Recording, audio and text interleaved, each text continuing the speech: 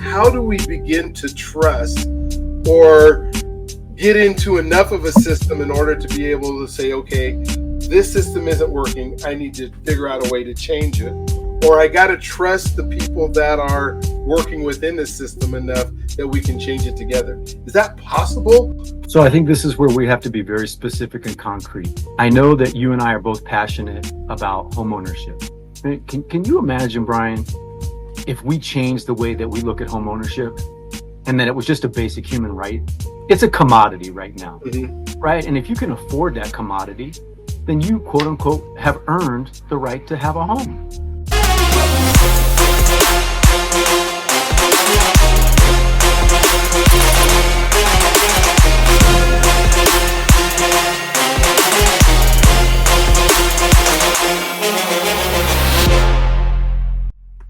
Welcome to another edition of the Journey to Freedom podcast. And I am Dr. B, Brian Arnold, your host. Just excited today. I have Barclay in the studio today. And so I don't want to take a whole lot of time introducing and talking about the show and what we do all the time, because there is just so many nuggets that you're going to get out of this conversation that we're going to have. And so one of the things I want you to do, if you don't already have it, you listen to this, you stop, put pause, go get yourself a pen, a piece of paper, a way to take some notes, because there are going to be some nuggets that are going to happen today that you are going to want to take with you for the rest of your life. And so wherever road we go down, I can probably tell you this won't be the last time that we do something together. We'll probably do several things together, but you are in for a treat. So Barclay, I am going to let you kind of start in your journey wherever you're at. You know, we know that we're doing 100 men on this podcast, Black men on this podcast this year. I know you stay in this space where you make difference and you make an impact and you change lives on a weekly basis. And so I want to get into that, but first I want to know a little bit about you so that the audience can kind of know who we're talking about. So you can start wherever you want in your journey. Start in the womb or start, 5 years ago, wherever you want. But I'm just excited that we're going to have the opportunity to talk. So kind of tell us, a little bit about you. Yeah. Brian, aka Dr. BEA, thank you so much for the opportunity. When you and I ran into each other at a community event a little while back, and you shared about this vision that you've had and really putting it into practice. Obviously, Journey to Freedom is a big effort. And so happy to be one small part of that. Again, my name is Barclay Jones, live and reside, born and raised in Denver, Colorado, like you, Dr. B, and have spent most of my career working in community-based organizations, both foundations and nonprofit organizations.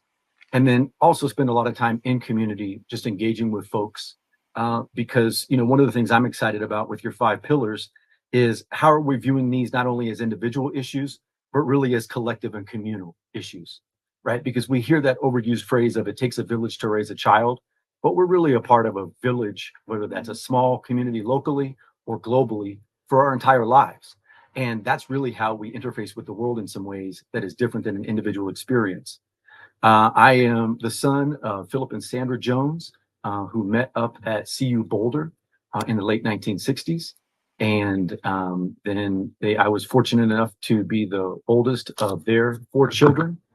I am also very fortunate in my personal life, when we talk about intersecting identities, to be the proud parent of 2 20-year-olds, one almost 25 and one 22.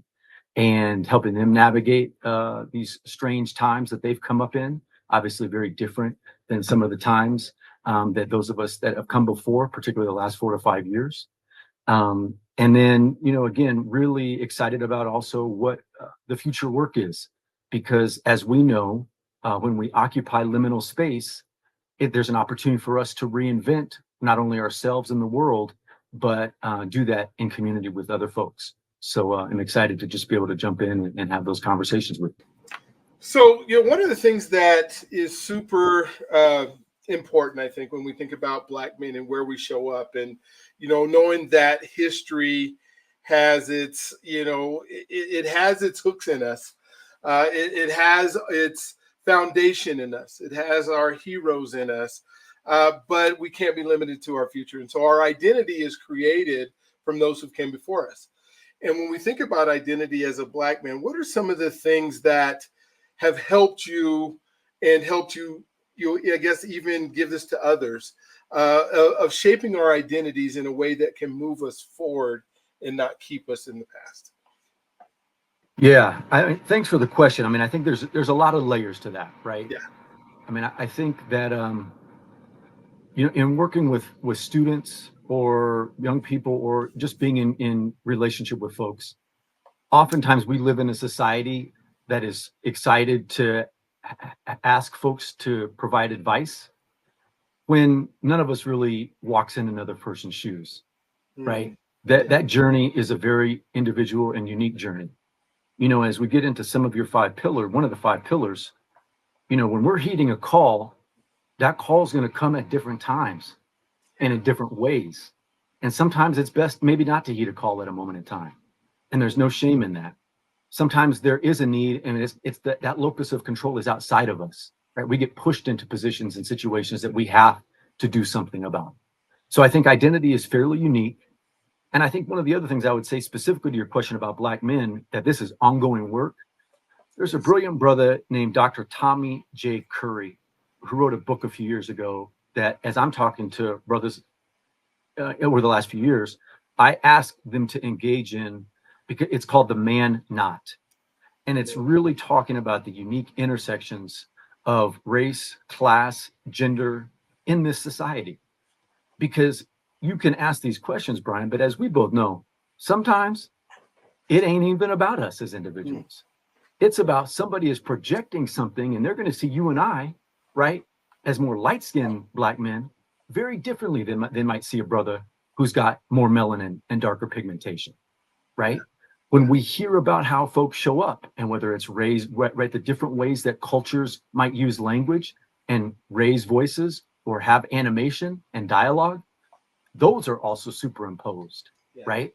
And so again, folks that are held up as role models and pillars obviously oftentimes have a slower cadence, or it's very rhythmic in its delivery. It has to be a little bit fun and jokey, as opposed to what happens when it's challenging authority and when it has a little bit of edge in it.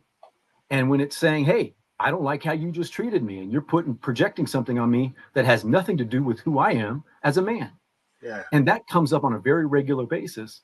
And then that ties into, I think, some of the other things that we'll start to get into, of how we as individuals may think that we have abilities to control situations, and sometimes we do not, right? And so when we're at the affect of something and that locus of control is not with us, how are we reacting and responding in a way that's going to allow us to live to see another day, to allow us to continue the journey, because we know it's bigger than us, and that those ripple effects across space and time are going to be much bigger than we could ever imagine. Yeah. Oh my gosh. And I love that part where we talk about the strength, and thinking how strong. I was just talking to, I guess he's a little bit older. He's in his 70s, and he was telling me he came to go to school at CSU, and this was during the time with all the issues that were happening at University of Wyoming and stuff that were happening at BYU. He said that they were throwing. Coaches told them to put their helmets on because they were throwing full beer cans, at their helmets at them, and to think about his identity and who he thought he was and who he believed he was. He had grown up in the South, which is way different, and then came to Colorado and was expecting it to be way different. Ended up having, because he was even telling me about like the segregation that they had in the South. They knew exactly who their identity was. But then he comes to Colorado, and then there's this integration that comes in. And he said he was kind of lost in who that person was, and started developing that strength within himself. Like you said, because everybody is different. Everybody's had different experiences. Everybody's walked their own shoes. But sometimes we latch on to somebody else's identity that we admire, or somebody else that we think is successful. And I see a lot of young folks saying, these are these people that I look up to. And then you ask them why, what is it? What's in their character, or what's in who they are? And sometimes they can't answer the question, right? Everybody wants to be a millionaire because they want to spend $1 million, right? In some cases, or they see that lifestyle. what would you say to, somebody who is struggling with this identity of, this is who my dad told me I was, this is who grandpa told me I was, this is who society's telling me, how do I figure out who I am? I think it's ongoing work, Yeah, absolutely. right? It's going to unfold Mm-hmm. because you and I in our early 20s or mid 20s, we're not who we were in our 30s or in our 40s. No. And I think you give the example of the brother who's in his 70s now. So I don't know exactly what years he was up at CSU, but the first name that came to my mind when you mentioned that institution Mm-hmm. is the name Mr. John Mosley, Mm-hmm. right? Who is one of Colorado's Tuskegee Airmen. Yeah. He was a student at CSU in like 1936. I think he graduated like 36 or 38. Yeah. So can you imagine what Mr. Mosley was navigating in Fort Collins all those years before, brother you just interviewed and referenced? Mm-hmm. So I say that to say, I'm a product of the time that I was in. I was up on the Boulder campus in the late 80s and early 90s when, for folks that want to go do their homework, watch the ESPN show 30 by 30 about the CSU Buffs under Coach McCartney and how they literally had to bring Dr. Will Miles up to that campus to say, you all are expecting these young men from Florida, Houston, Texas, California to fit into Boulder, Colorado and just be treated a certain way when they're off the football field. And it's not their fault when somebody calls the Boulder Police Department on them, right? Those were ongoing conversations that literally to this day are continuing as we see a new generation under Coach Prime, right? Mm-hmm. So I think those things evolve over time. And I think, part of what you're also laying out is that one, this is a conversation that we get to have uniquely with peers, however we're defining that. But then also it has to be intergenerational, right? Yes. Because we have to have folks that have different lived experiences so we can just go, I'm not really tracking all the things with Gen Zs and the level of information that they are literally bombarded with every day compared to if we just think back to 100 years ago, right? Most of us, if we were alive back in the late 1800s, early 1900s, we were probably spending, there's been some research on this, but we were probably spending most of our lives not connected very much with more than 100 people, Mm-hmm. right? Whereas now, this is a global phenomenon where people can be in touch with each other on DMs, literally across the world, and to the tunes of hundreds of millions. And how are our brains even able to process that amount of information? We're not, right? And it's why when you look at a lot of these folks in tech, they talk about how they have a very double standard for how they've built these platforms and then what they even allow themselves or their children to use it. So Yeah, even letting their children see things that they go, wait, I know this is on the platform that I created, that is created to keep them on the platform as long as possible, and saying, hey, I don't want my kids to be on that platform. And what you just said was unique, because you said, we might have had an influence of 100 people maybe. And I was thinking, I got 5,000 people on my phone, in my phone.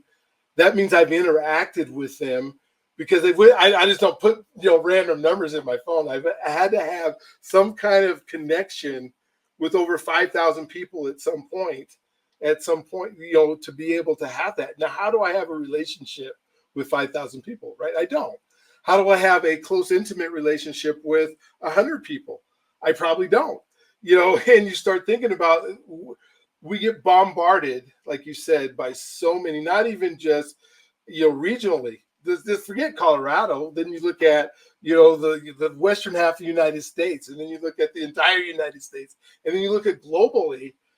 There's so many things that shape who we are, which kind of brings me into, that shapes my identity, right? Who I am is based on who I hang around with. Well, who am I really hanging around with? Where is my time spent? As you're doing seminars and workshops and that kind of stuff, how are you helping people find the best rooms or the best associations or things that will springboard them forward? Because they're coming to you because they want to be more successful, they want to be better, or they want to have more influence.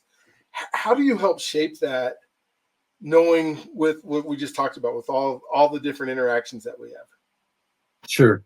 Well, some of the specific work that I do now at the Chinook Project, or Chinook Fund through the Giving Project, is very specific about we embed political education.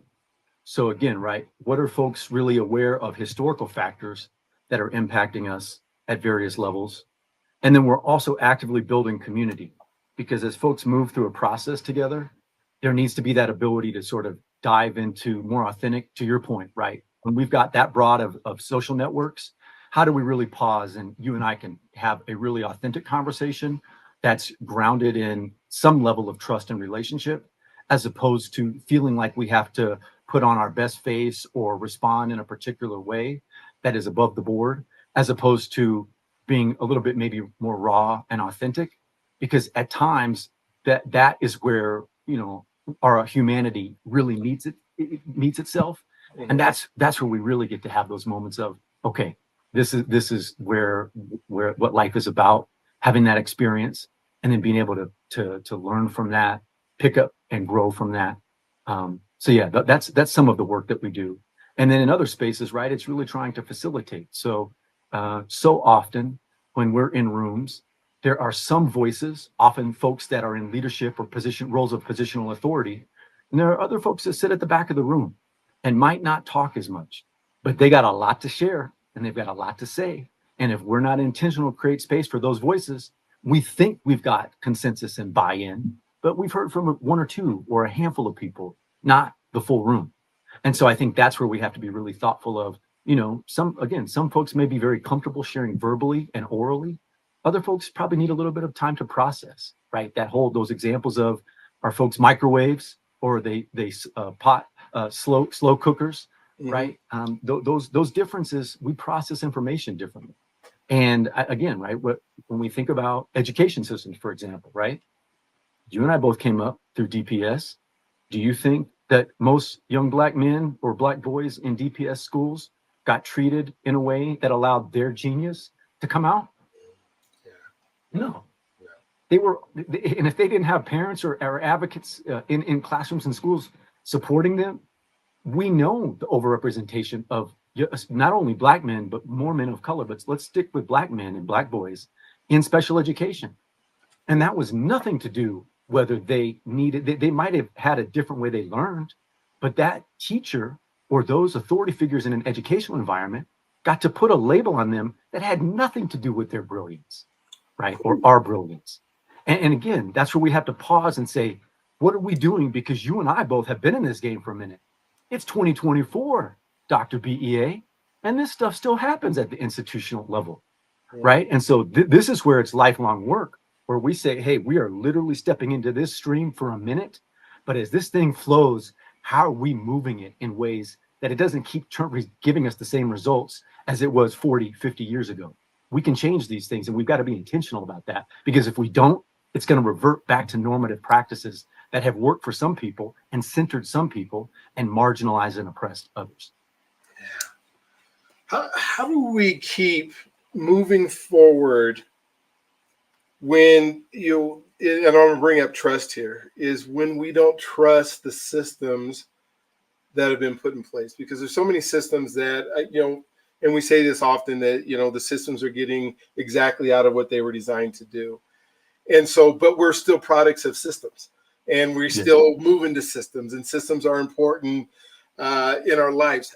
How do we begin to trust or get into enough of a system in order to be able to say, okay, this system isn't working, I need to figure out a way to change it, or I got to trust the people that are working within the system enough that we can change it together? Is that possible?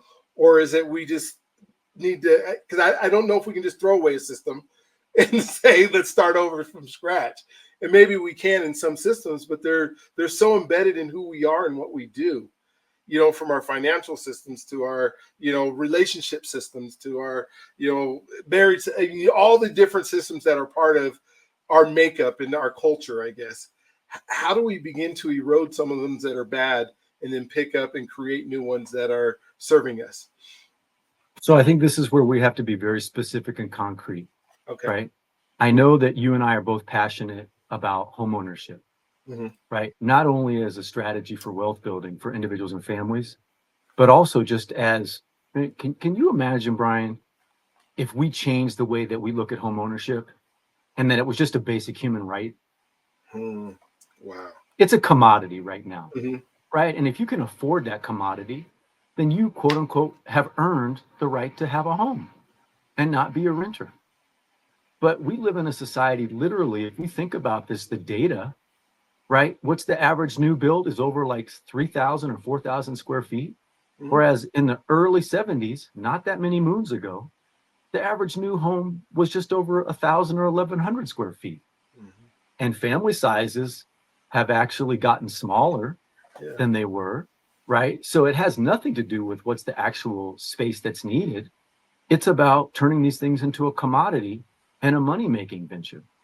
And again, right, I think some of the great questions that you ask about the 5 pillars around finance, we live in a latter stage of capitalism and navigating neoliberal politics for the last 40 to 50 years that have said Brian has made quote unquote good choices about his money and his life.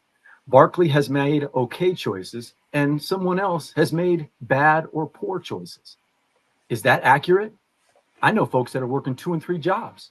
They don't work any less than I do or that you do, but we have a narrative in this country, right? That Protestant work ethic, that if you work hard, you're going to be successful. Is that the case if you don't have finances and capital to help support you and serve as a backstop or a balance sheet? Right? As I was thinking about some of your and my conversation and just prepping for today, there were 2 specific things that came up for me historically, and we could, add more recent examples. But, for you and your listeners and viewers of this channel, recently there have been 3 media organizations that did some amazing work called 40 Acres and a Lie. That story specifically documents how after the Civil War, on the in South Carolina, Georgia, and northern Florida coast, 1,250 formerly enslaved people were given land. Mhm. And because of the vitriolic pushback, similar to what we're all navigating right now in this country, that land was taken back from those individuals and families. And so when we want to just have an honest conversation about this country and society, specifically around finances, this society does not exist without 2 fundamental things: stolen land from indigenous peoples and stolen labor from African peoples. And until we want to really have those conversations, and again, right, as Black men, as Black families, as Black community, as folks in this United States of America, if we're not going to really, again, there's been conversations the last few years about reparations. It continues to come up in certain spaces and in the community. And if we're not really acknowledging that the only way that we get that repair, and there are always excuses about it's going to be too expensive, it's going to be too hard to figure out, it's going to take too long to make it right. But this country has figured it out in other ways to make people whole and to make things quote unquote right. So let's figure it out, right? The research is out there. We can look at some of those things. And still, to your point, there's been some great research that even if African Americans were given money, the tax code treats African American households differently than it does white households. And so there are ongoing things that we're going to have to be aware of if we're moving from not only equity, which is not the same as equal, right? Because if equal and equity are equal and equitable are not the same thing, but then moving from equitable to both justice and then all the way, hopefully, to liberation. Yeah.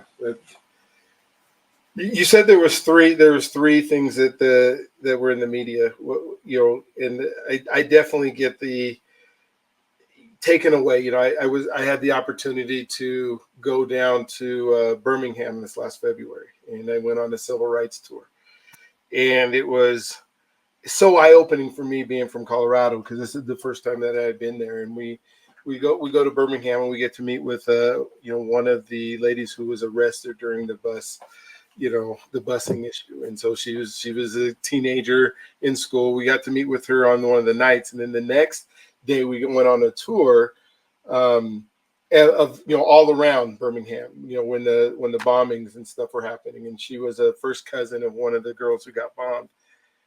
At the end of the tour, the tour guide was telling us, he said, "I wish I had hope, but I can tell you I don't."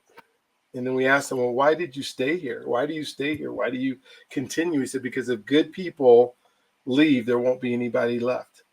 And then hearing the despair with somebody who was part of, right when we walked over in Selma, we walked over the Bettis, bridge, and seeing all the history that was there, and then to hear somebody saying, I have no hope, is real hard when we think, go back to some of the systems that were there and some of these things where, land was taken aback. And we, went to the lynching museum and they got a video there, the Brian Stevenson's Equal Justice Museum, and there's the video of the guy that they literally hung and shot 2,000 times to take his land from him. And how important it is to be able, like right now in history, there's opportunities for people to get home ownership, but the belief is so much despair that it's hard to get even people that, they just don't believe it's possible. How do we move that needle, that is so prevalent in our mindset and in the way that we think? Yeah. Again, lots of layers, right? Mm-hmm. I know I'm asking some pretty complex questions that have lots of. No. I'm glad we're having it. Yeah. And I love you for doing this. And right, part of what you're talking about, and I think in this whole piece, I hope that as you put this project of 100 fellas getting together over, that's about 100 hours. What does it look like, one, to continue that dialogue? Yes. In an in-person type way. Yeah. But then two, what is it when we have the dialogue without the cameras rolling? Yeah. And folks literally, like they do now in some spaces, right? When you're doing a group, everybody leaves their mobile phones in a basket and we walk in a room and we just are here together, breathing, right? Sharing space and time. Yeah. Because I don't know what to say to that brother when he talks about not having hope. I've literally met a sister. I was trying to look up her name. I'll get it to follow up with you. I'm embarrassed and I don't remember it right away. But she was literally 12 years old and went to those protests. And she continues to give tours to young people in Birmingham today. Mm-hmm. And that about the Edmund Pettus Bridge. She's not hopeless. She's hopeful. But I don't know where in her spirit, literally, this sister is bringing it, right? And I know for you, I know all of us, there are days we get knocked down. And it's just like, hey, I might need a minute or a day or a week, right? These cyber streets and interwebs allow us to use language like self-care and all kinds of other psychology terms, counseling terms that sometimes we don't really, what does that really mean, right? We might be using the word, but do we really know what that means? Or what does it mean for us? Right. And so when self-care has been commodified to the point that you have to be able to pay several $100s for a spa day, that's not reality. But is it the ability to just breathe and say, yes, I got out and walked around the block and heard a few birds this morning, right? Or felt the wind in my face, right? You and I are in this unique, environment of Denver, Colorado, where last week we were dealing with the 90s. And we know earlier this winter in late January, it was negative 20 degrees, right? How do we experience the world in those very different ways? It's not like we're walking outside in the same way last week and in late January. We have to put on those layers. We have to be prepared for that. And that's why I think as we're doing this work, again, I think it has to be a collective conversation, because part of when that individual is saying they're not feeling hopeful, I definitely feel those days. Right? When we think about how many issues are going on in the world right now, and we literally, you used the word, I used the word earlier, we're bombarded with those, that impacts our spirit and our psyche very differently than if we're able to just say, okay, I'm dealing with this one thing today and I'm going to handle that. No, it's 7, 8, 50 other things. And so again, that's where we as individuals then have to decide, what am I prioritizing? What am I holding off on? What am I going to follow up and say, hey, apologies, can you grant me a little bit of grace? Because I know I owe you something to get back, but it's not that I don't care about this, but I literally was responding to something that I was not even aware I was going to have to deal with today. And so I think those are the conversations, again, when we can collectively work in unison with folks. And like you're saying, right, I think trust, we want to use that term and feel like it's a fixed, static thing. Like once we have trust, but we know that it can be eroded, or we can deposit into that account. And then what are the withdrawals, right? And we know that looks differently for close familial or relational respects, as opposed to, when you talk about those 5,000 folks in your phone. I'm not at that number, Dr. BEA, but but I know, literally there's research that's out there that like says, I can't remember the number, but it's like it's not more than like 120 or 150 or 160. That's literally the limit that we have, right? To actually make our lives work. And so again, because I think when you hear that term, we can also have this little bit in our minds that starts to judge that individual of, well, what happened to them, or why are they hopeless? I don't know what that brother's life has been, right? You and I can know, and we see this all the time in life of where folks try to say, oh, well, one individual, we might have gone to the same school, college, high school, university, elementary school, and this one person ended up on this track and this other person ended up on a different trajectory, and we went to judge them. We have no idea, none. And other people don't know about ours, right? Because most of us, as much as we're in this moment of people overshare on social media, like we both know, right? This language, right? In these acronyms of FOMO, fear of missing out, you and I could post and other people could post all these wonderful things about a great day we had. But when people are raw and brutally honest, we both know there are a lot of days it's just like, man, it was work to get out of bed today. It was work to brush the teeth today. It was work to eat a decent meal, right? And just pause. Or as so many of us know, right? This energetic levels that we're all dealing with now, whether it's from technology or literally the sun and energetically universally, it's just like, how are people's sleep cycles impacted, right? Because that gets turned into this thing of, oh, are you getting enough rest? Yeah, some days I'm getting great rest, and other days, no, not a lick, right? And that isn't really just individual stuff, right? That's this other stuff that I can't explain it, because literally, if you look at some of these things, right, we know folks that study astrology and non-Western modalities, they'll talk to you about, when there's a full moon, we are all receiving energy that is at a completely different level, right? It's why the tides are higher under full moons than they are with a new moon, right? So again, lots of different directions we can move this stuff, and just never enough time, man. I'm just glad to be in dialogue, because I know this is one little snippet. I know this is so cool. And I think like the goal of the project is, after we interview, is to start creating these transformational groups, these rooms that people can interact with. And I want to get your opinion here in a second on in person versus utilizing technology, because I love when you said we put the phone in a basket and then we get to be our authentic selves. But before I do that, I really want to, because when we talked about hope and you talked about the young lady who is hopeful, and what I'm finding in my own world is there are contributing factors and there's deciding factors. And the contributing factors are things that we can't control, the things that we have no say so on, the things that we wake up in the morning and it's going to be this way because it's going to be this way. The sun's going to come out and the weather's going to be what it is. And those where I think people get into, I have no hope, because they're looking at all these contributing factors that they can't do anything about. And then their deciding factor when they get up in the morning, who they decide to be that day, is being, I guess, squashed because the heaviness and the weight of the contributing factors. And maybe you have some ideas or some thoughts on how do we, because like you said, we wake up and some days we don't feel like going on, and yet the next day I'm ready to go, right? I'm ready to go make a difference. I'm ready to go make an impact. There are things that are driving me to be able for this to be an incredible, great day. How do we move it? And I've taken things away like the news.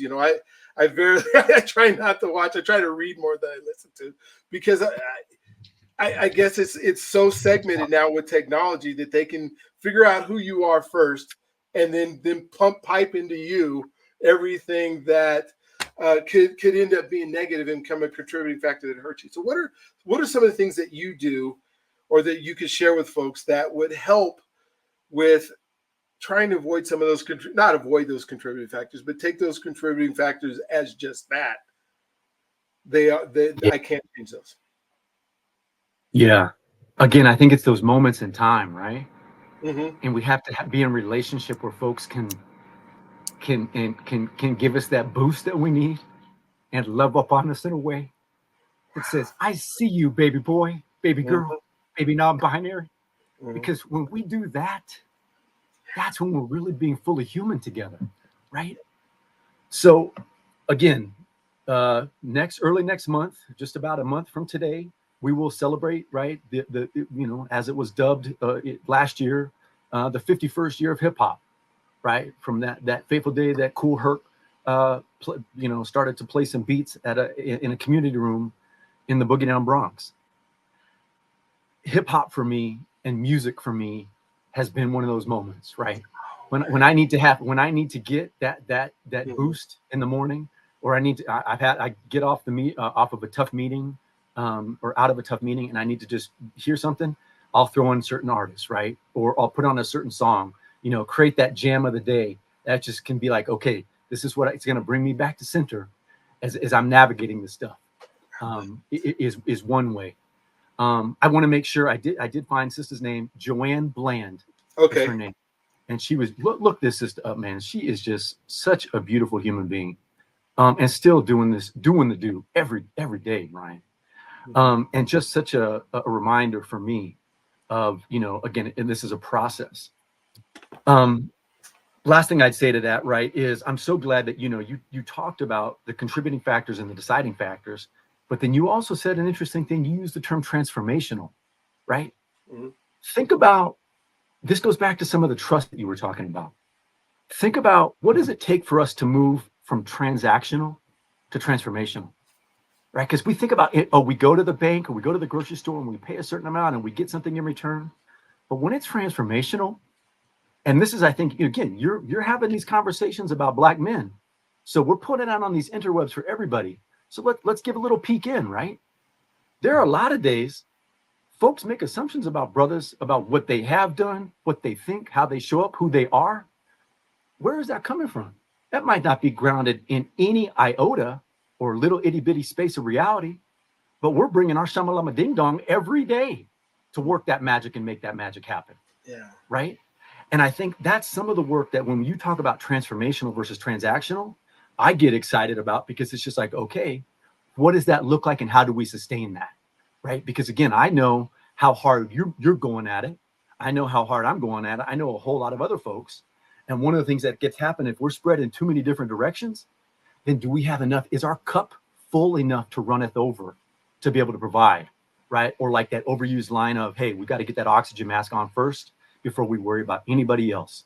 Yeah. Because again, and again, we don't have good role models sometimes, because we just give and give and give.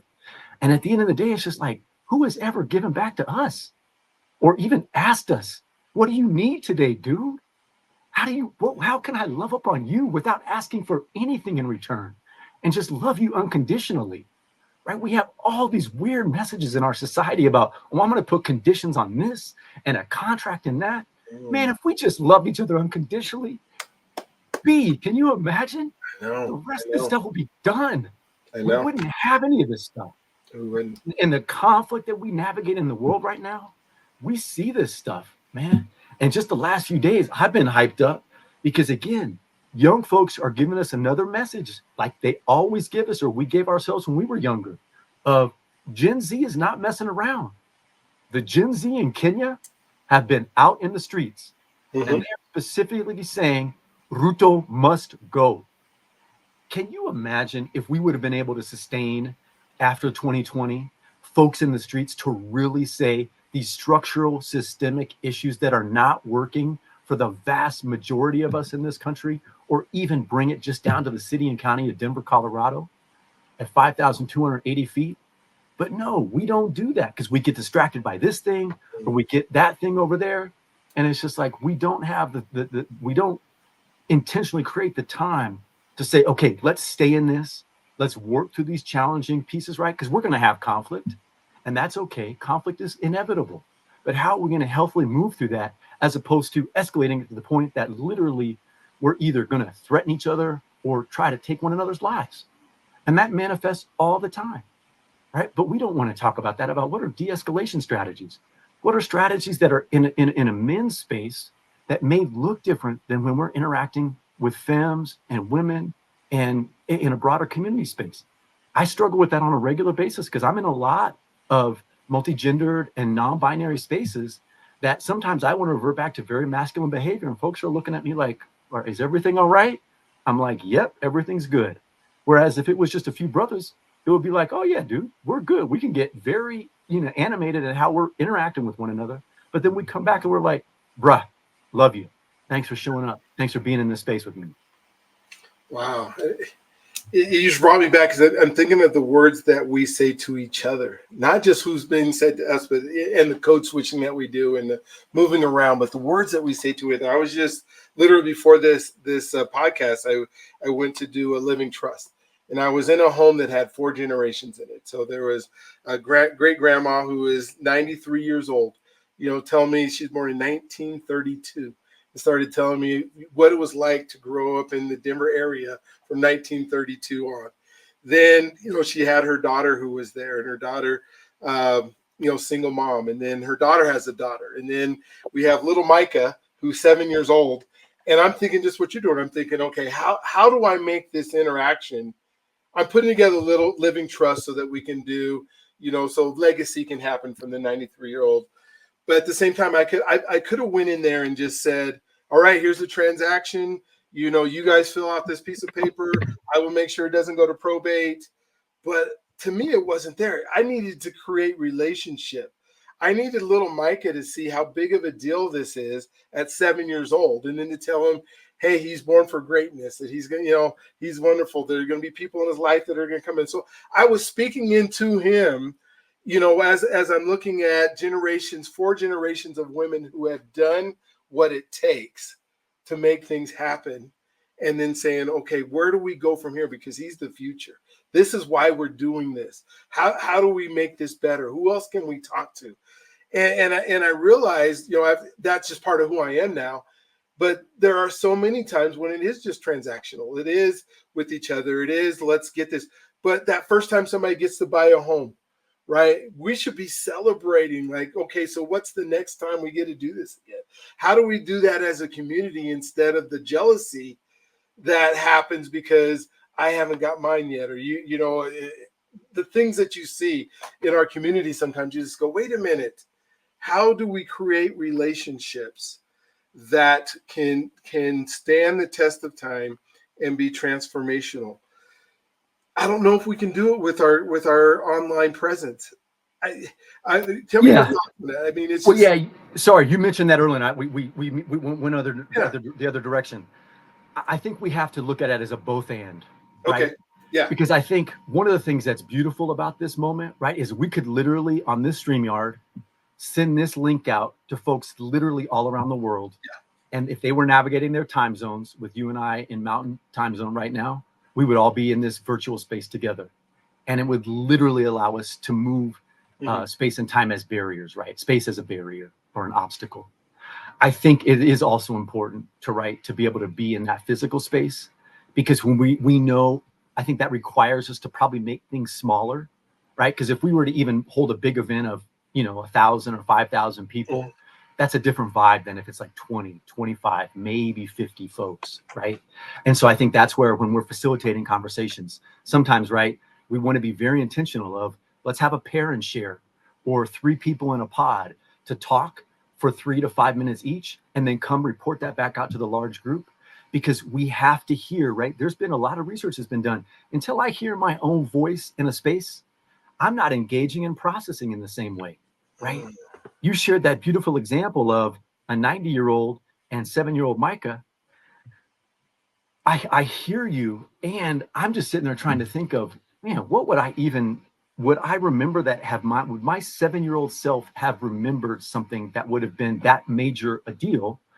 I don't know, right? And we sort of kind of put that pressure on each other as individuals. I think the last thing I'd say is, I think this is where we have to be creative in trying to, when you talk about the ongoing work, when we talk about asynchronous learning, and we're like, okay, because we don't have to try to do a meeting for 8 hours on a Saturday, but if we know that we've got to shorten it to be on Zoom for 4 hours, what 90 minutes or 60 minutes or 30 minutes worth of homework can we say to folks, hey, in order to be prepared for our conversation, do this homework or watch this video beforehand. Then we're going to jump into this 4 hours together. And then because we know on Zoom, our brains start to turn to mush and we turn into zombies.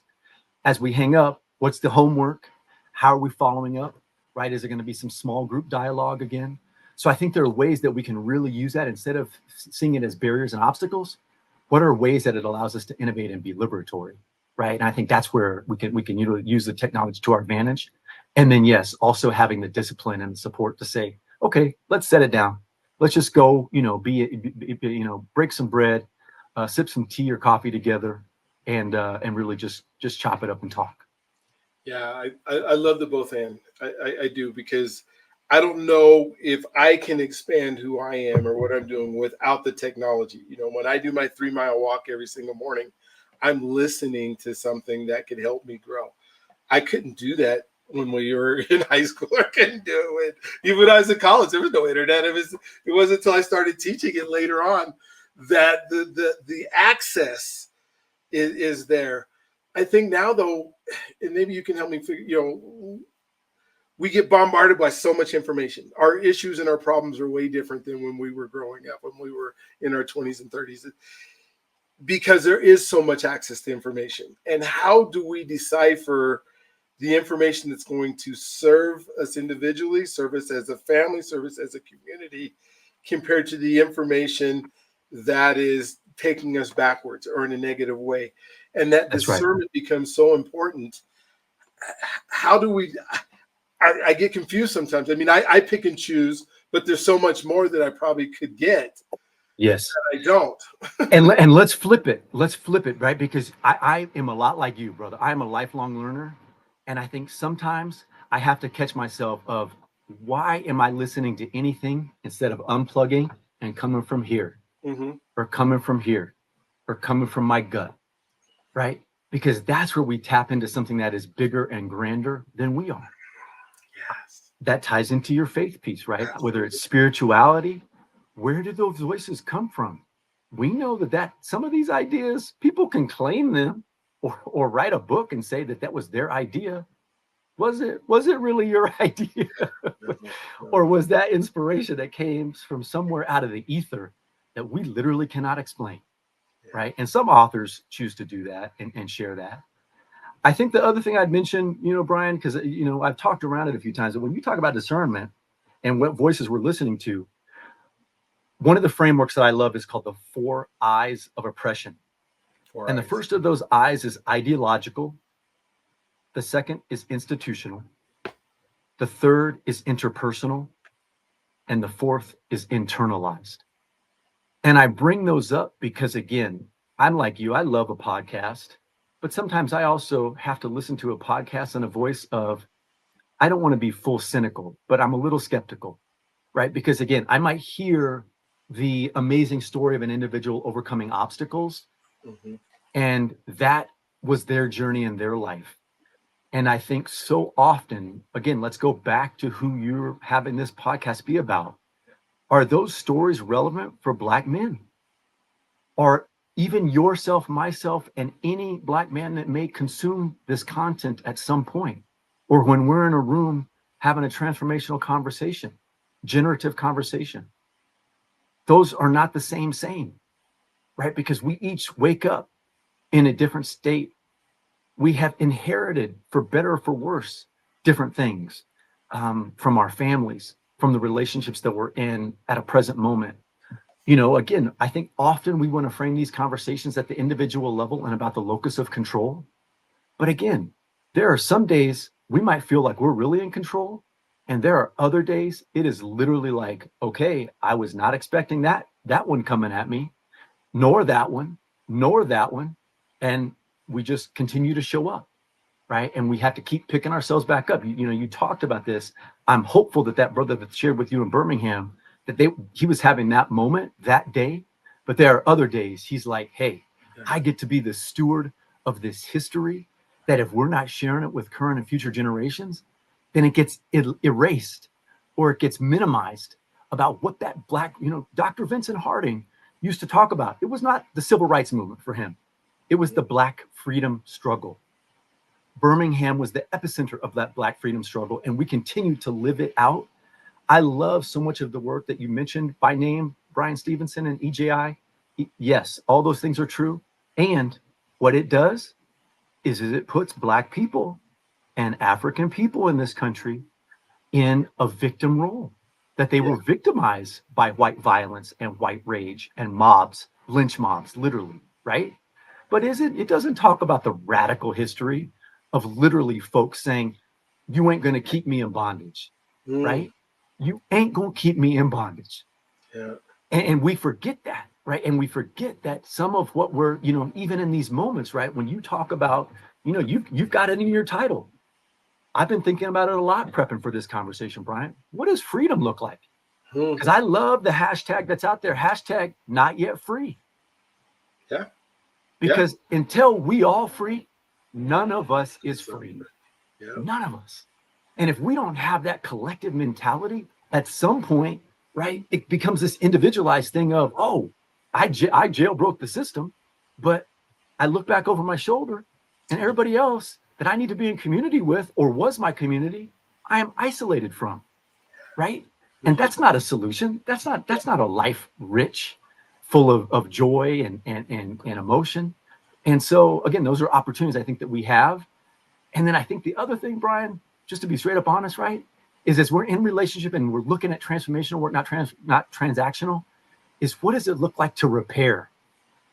We gonna mess up, bruh. Yes. We're gonna mess up and we're gonna treat each other like crap or pop off and say some shit that we did not need to say, right? You might have to edit that one out. Sorry about that. You're good.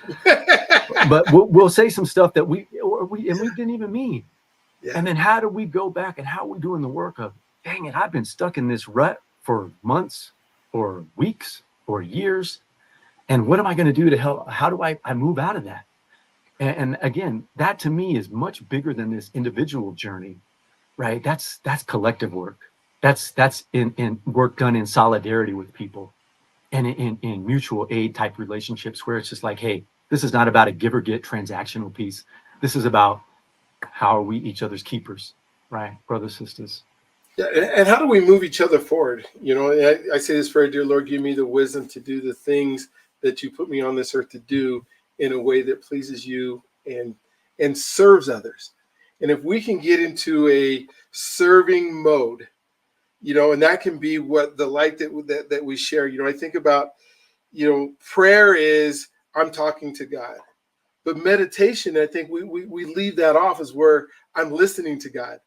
I mean, we spend all this time saying, we're praying for this or praying for that, or praying, in many cases for health and praying for, finances. And those are probably the two biggest prayers that I hear all the time and praying for this community. But then when do we listen on how we're supposed to do it?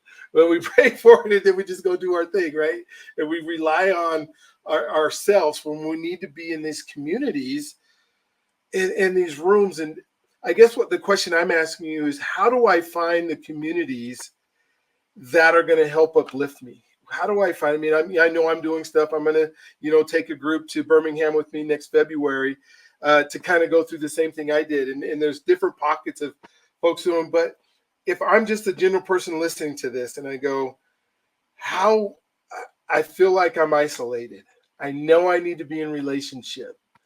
How do I find those relationships? I know a lot of it's trial and error, but in your mind, in your world, how do I seek those out and know that they're going to, or trust that they're going to be ones that will move the needle forward? Yeah. Again, you're weaving a lot in here. I think the way you set that up and framed it, right? Mm-hmm. I think we're all figuring out, and again, in faith and spiritual journeys, there's so much doctrine and dogma that we're presented that may not work for us as individuals or even communities, right? And so I think that is going to be a process over time for folks to be learning. And to me, similar to what you're describing, how do we really quiet our minds and our sensory desires and things that we feel we need or want, as opposed to really going deep and going, I don't know where this rabbit hole is going to end.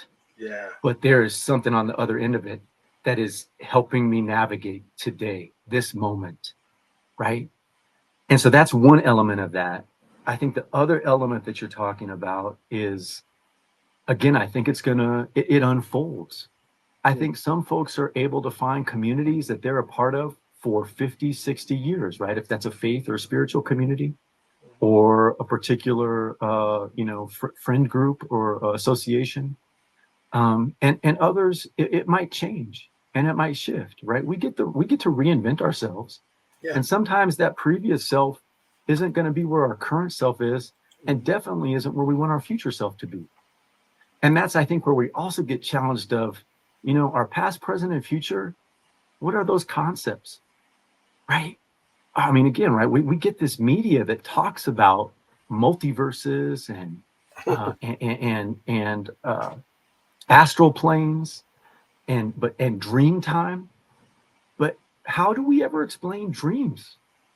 I know sometimes when I'm in a dream, I wake up from a dream, I'm like, I don't know where I was and how I got back here, but it was definitely not in this bed in this bedroom, Mm-hmm. right? Yeah. And so I think those are layers of this work that we get to constantly be engaging with each other, and hopefully finding beloveds along the way that we get to enjoy that with, right? Because again, I think if it's just limited to our Mm-hmm. own individual experience, that's never as full or as abundant or as blessed, right? Most blessed and highly favored as we may want it to be. Yeah. Well, and I guess what I'm learning is it's not just one community, because one community will always let you down. One group will always let you down because they're not going to be what you're expecting them to be. But if there's different communities, there are different parts of your lives and different stages where you're at. And that's what Yes. I think we have to do a really good job of seeking those. The community could be, for me on some of them, just what I'm listening to on a daily basis.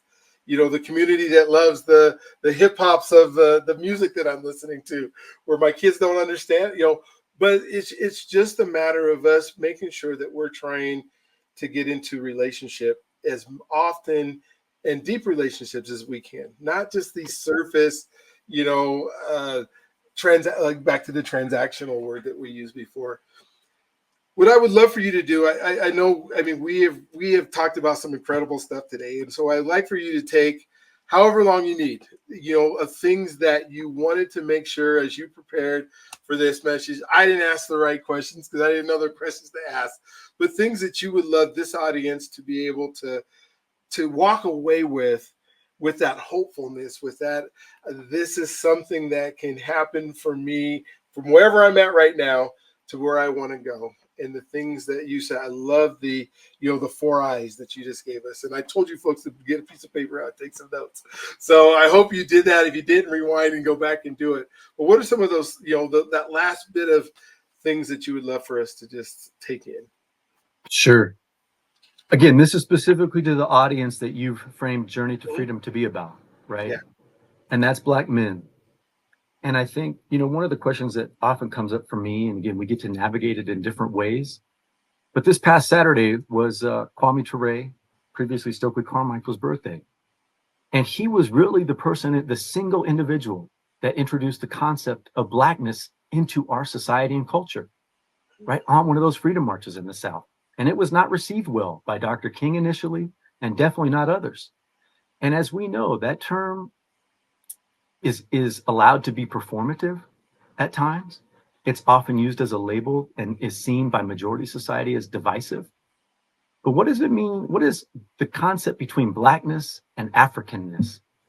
Right? As we're thinking about this as in a Pan-Africanist framework, the way that Kwame Ture or W.E.B. Du Bois or other folks along their journeys grew over time in their lifespan, those are different concepts, right? I think about, I mentioned it earlier in the conversation, but I think often for myself, it's how is this not simply an individual level conversation, but how is this a familial or a small group and then a broader community conversation? And then how is it a broader societal conversation, right? We get to have in-house, in-family conversation where we might be airing dirty laundry, but then, you mentioned it earlier, right? If we're code switching to a broader external audience, right? And as we look in the framework of Africana studies, right, Dr. Greg Carr and others have given us the brilliance about what is the social structure versus what is the governance structure, those are different conversations. And I think we need to be adept and aware of the fact that those are going to look different and that we need to be prepared to enter those in different ways. And that then how are we coming back to constantly be learning with each other, right? Because again, I think as we get to different points in life, we think we know some things, and then we get reminded, ooh, you better eat another piece of humble pie today, because we don't know nearly as much as we think we do. And how are we asking that next set of questions as they unfold? Because some of those answers that we might not have been prepared to receive even a week ago, or definitely years ago, we might be opened up in a different way to receive those. And then that starts to inform that next part of our work and our journey. And again, I think you mentioned it in your comments earlier. I too orient to service. And I think at times the world sets some folks up to constantly be in those service type roles, as opposed to why are not more of us having that service type ethic, right? Because there are definitely ways that our society is constructed that tends to be a gendered thing, right? Where women end up in more service oriented roles, or doing more service oriented and emotional labor. And all of us can do those things. We just have to choose to step into them. And then we have to be able to do that in a way that allows us to be our full, imperfect, flawed human selves. So again, thanks for the opportunity, Dr. BEA. I'm looking forward to what unfolds in those transformational conversations down the road. I love it. Thank you so much for being part of the show today and taking your time. What I'm hoping is, and maybe we can talk about this at some point, is as we progress and as we put these shows together, that we can come back and maybe give some practical applications, because sometimes we talk, there's so much going on in our brains and in our minds, and these conversations are so important because it allows us to stop and think. And then I think of like like you said, our my service thought in my mind of how do I make sure that the information or the content that we're putting that is being put out there is something that can help somebody move and help somebody grow and help somebody have the ability to say, okay, I've learned this, I've done this, now I want to share it with somebody else. Yeah. I love that. And sorry, you mentioned something earlier that I wanted to make sure to speak to, right? Because Okay. we don't do this enough. I often will encourage folks, and I have to find myself giving myself this reminder. When someone's name pops up in my mind or my heart or my gut, send them that text, pick up the phone and call them, Yes. Send them an email, Yes. because we know, right, that sometimes that is right on time. And we can't explain why it happens. But I know when I get those calls sometimes, those are the most beautiful moments of my day. And so, yeah, to continue to do that, because I think you're right? Because I think we're doing this in realistic, in dynamic relationship, right? Mm-hmm. And that is so different than if it's just like, oh, we're waiting to give somebody their flowers or an award. It's just like, no, let's give those all along the way, because we deserve them. Folks have definitely earned them. And if we're not doing it, it's easy to forget and to just feel like, again, right, we hear it all the time. Grind culture is a thing for a reason, right? Because we feel like we got to keep grinding. To what point? To what end? In service to what? Right? And so, yeah, those are moments I'm right there with you. So I'm excited to look forward to those. Yes, I love it, and so I hope we can come back together. You'll be willing to come on again, and maybe we'll do 10 practical things that can change your life, or something that it sounds like, oh yeah, this is what they're going to change everything, but really it's all about relationship, conversation, about being in the moment and understanding. There are folks that have come before us. There are folks that are going to come after us. And if we can be just a little part of making that happen for everybody, we're all going to be better for it. And we are a community of people. I say it's our best life, not my best life, because it takes all of us to be able to do it. So thank you again for being on. Thank you for another great, incredible episode. I hope you'll go back and listen to this one. I know I'm going to. I have some notes that I was taking down. I think I got 3 or 4 pages of notes already that now I got to go and process. And so, Barclay, it is just always amazing every time I get a chance to talk to you. And hopefully we'll see you guys on the next one. Have a wonderful, incredible, awesome day today.